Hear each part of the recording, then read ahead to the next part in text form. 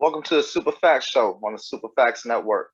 I just appreciate you listening. So I'm not going to ask you to follow me on Instagram at Mark Waldo Ward. I'm not going to ask you to rate and review the show. I'm not going to ask you to subscribe to it. Thank you for your time. What up, world? It's your boy Mark Waldo Ward, Super Facts Show, Super Facts Network. Today we got with us Asha Maclean, whose new single "I Don't Want" is available on all DSPs right now. How you doing today? Hey, I'm good. How are you? I'm chilling. I definitely enjoyed listening to getting to know your music today. That's kind of big shoes to step into to do "I Don't Want" in your own words. Is that song like long spoke to you? Like how'd that come about? Yeah, well, Aaliyah is someone that I really look up to because just of her whole like persona and the way she kind of was perceived in the music industry and by the media. And I spent a lot of time in middle school dancing and doing hip hop and everything. So we did a lot of um, dancing to her music. So I kind of grew up listening to her and relating to her. I, I can dig it. And, Aaliyah is definitely somebody you consider a '90s R&B great. And I know it's while I was reading your bio, it said that you were inspired by the '90s R&B greats. So outside of Yeah. Aaliyah, I wonder who do you include in that pantheon? Janet Jackson, like SWV, TLC, like just really all of the like classic groups that you would think of, like Destiny's Child, just everybody, No really. men, no Joe to say or nothing. Well, I guess we can't say R. Kelly no more, right? Because that used to be Jai his lane. yeah, no. I mean, I've never really been a fan personally, anyways, so you know. But I don't know.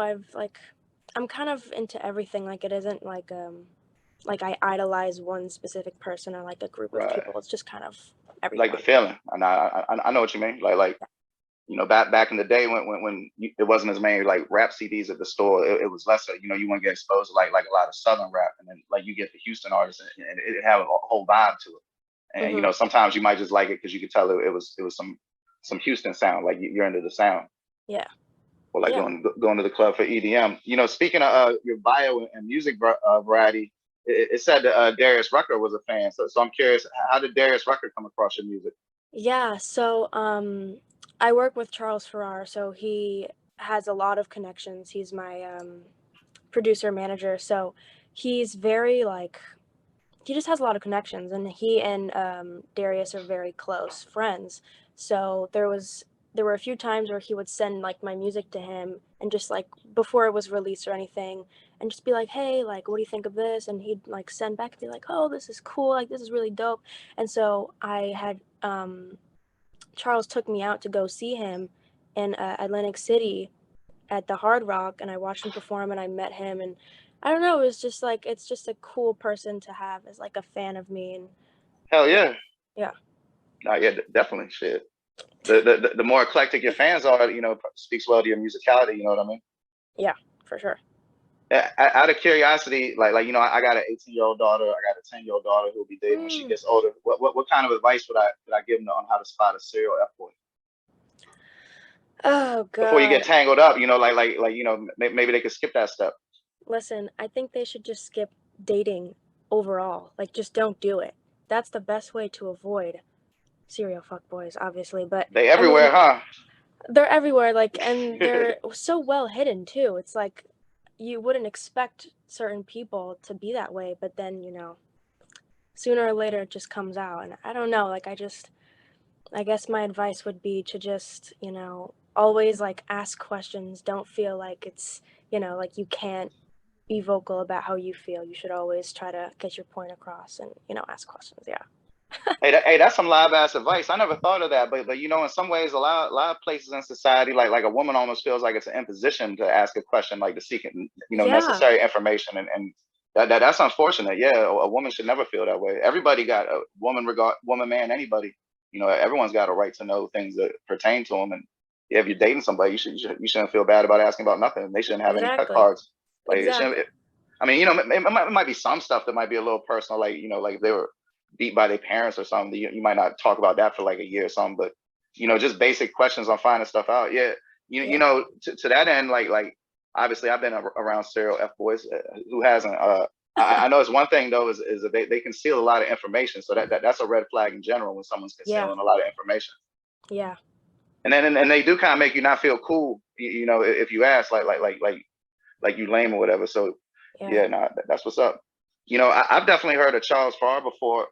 You know, you see the name, you know, you might read a book about somebody or something. You know, he's just done legendary things. So I'm curious, what's the best advice he's given you? Well, I've said this before. There are like a lot of times where I'm kind of like I'm pretty socially awkward. Like it's kind of hard for me to like perform or just like, talk to people sometimes. And he's always kind of been like, you get in your head too much about everything. Like you're here to like perform in front of people. Just perform the way you would want to watch somebody else perform. Like that was like a main thing that I've kind of been working on that he told me to do recently, and it's really been helping because So it's you gotten know better. I think it's gotten better personally, but I don't know yet. I haven't even been able to perform live for anyone yet, so we'll Yeah, see. I mean, you relatively I mean, I'm not gonna say new, but you know, you only got 3 releases, you know, that's available, and you got EP coming out. So, you know, I imagine a lot of that stuff's on the road ahead. You know, Yeah. when you see, you know, artists have quote unquote made it, do you ever see anything they do that you wouldn't do? Um, I think that there are a lot of artists, especially because I'm underage. I'm 17. I started recording when I was like 15, just turned 15, and I see a lot of like, especially female artists. They kind of like start young, and then once they turn 18, they kind of just get super like it just turns kind of like provocative, and like I don't want to turn like I don't know. I just don't want to be seen as some like a sexual being even if I am 18. Like I don't want to get into that at least so soon. Like I don't have Like it any. shouldn't be like a rite of passage. Yeah, like I just don't have a desire to like be sexualized, especially in the music industry and by, the media. I just don't really find that to be appealing. So, No, I can dig it. I think sometimes, you know, fans can tell when it's genuine, because you know some people might actually feel that way, or but also when it's like just like, oh, my numbers have gone down, you no, know. yeah. I mean, like, no shame to people that do that. Like, you can do whatever you want, but personally, I just feel like I would be more comfortable just kind of being myself and not trying to over sexualize who I am, especially because I am a woman and, like, I'm young, so. Yeah, I mean, no, there's no shame to it. The only shameful thing is when someone feels forced to do it. You know, Yeah. like that's the only way they can be relevant. And you know, Yes, exactly. theoretically, the quality of your music should keep you relevant, not the Yeah. you know how you're presenting publicly. Yes. Um, what you know, speaking of artists, so I always like to ask for music recommendations. What's a new artist you discovered recently that you liked? Oh my gosh. Perfect you asked this question. Okay. Oh, that's what's I up. recommend Joyce Rice. She's great. Amber Mark, she's also really great. Lucky Day. I mean, he's not new, but like he's someone that's becoming more relevant and more popular. And I want to say Sabrina Claudio and also Tinashe. She's not new at all, but she's so underrated and she deserves so much more credit for what she does. Like seriously. Agreed. I heard two. I've heard 2 of those before, including Tinashe. Yeah, Yeah. you got good taste. What old school Thank rap do you. you like since you know you're well steeped into the '90s? Like with the '90s, was you listening to like the Mobb Deep Wu Tang stuff, or was it more like the Snoop Death Row stuff, I Tupac, mean, Biggie? I listen to Biggie. I listen to like a lot of Usher. I listen to a lot of Janet Jackson, a lot of Michael Jackson, a lot of um who else? Oh my gosh. I also got like recently I got into like 50s and 60s music like what's her name? Connie, do you know who I'm talking about? Connie I ain't that old. I know a something. lot of And music. then Not there's Brenda Lee. I love Brenda Lee. I wish I could remember her name. But yeah, I really got into them. I got into the Flamingos too. I don't know. I'm all over the place. It's that's good though, because you know that means you know everybody stands on the shoulders of those who come before them, so it's better to be aware of them. yeah. You know. Speaking, I was about to ask you, have you ever heard a rap song that like the lyricism inspired you to do songwriting? You know, not necessarily write a rap song. But I don't know, has rap Mm. ever inspired you musically? Okay, so there's the song by Brandy, "I Wanna Be Down," but the remix version of it with like Queen Latifah and all those people. There was like I think there's like 3 female rappers and then there's Brandy. That song like really I feel like inspired me and made me kind of want to start like crossing over into like rapping more and not just singing. I don't know. I haven't like really released any rapping or anything yet, but I've kind of been getting into it. So Is that gonna be on your it's EP? hmm? Is that gonna be on your EP? Yeah, I'm pretty sure. Yeah. It should be. I want it to be. So yeah. Okay, that's what's up. I can't wait to hear Yeah. it. Well, what do you do outside of music? Like what would you say is like the number one thing you do for fun? Hmm. Um, I mean, I dance as well, so I do a lot of hip hop and stuff, but I also play soccer. Not professionally. I'm not like amazing, but I've been playing since I was like maybe like 6 or something. So I'd say those are like my 2 main hobbies outside of music. When you play, would you say you're more relaxed or more competitive? Oh, competitive. I'm a very competitive and aggressive like soccer player, athlete, always. That's what's up too. Yeah. I'm definitely about that competitive. Like, I've been to New York. Like, not like like how would you know? But I've been to New York, lived in New York a little bit. But I ain't too hip to Battery Park.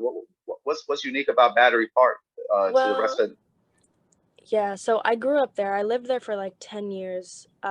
It's kind of just like it's really good for kids and like it's very like it's filled with a bunch of families. It's not like a very, like I mean, you have to go more uptown for it to be more like cool for like college kids and maybe like adults, but for Battery Park, it's really good for like kids, younger kids growing up, going to elementary school. It's like a safety bubble. It's like it's a great place to grow up, honestly. It's very safe. There's a lot of things to do for like kids. That's where I started playing soccer. There are a lot of dance classes, ballet stuff. I mean, like it's a nice place to grow up. Like it's Yeah, nice, but when I saw you was there, I looked it up, right, yeah. and hit the Google image search, and like the first like couple pages of pictures, the first thing that came to me is like it looks culturally diverse. Yeah. It looks like the kind of place where you could stimulate your mind, find different kinds of dance, and find different kinds of artists. It definitely conveyed as such, at least in that little brief search. Yeah, yeah, it's pretty cool. I mean, yeah, there's a I lot mean, of like I love places yeah, like that. Like when I saw it, I was like, damn, I want to go there. I can't believe I've never been there. yeah, no, it's cool. Yeah. Word. So, other than you rapping, what can we expect up from the EP?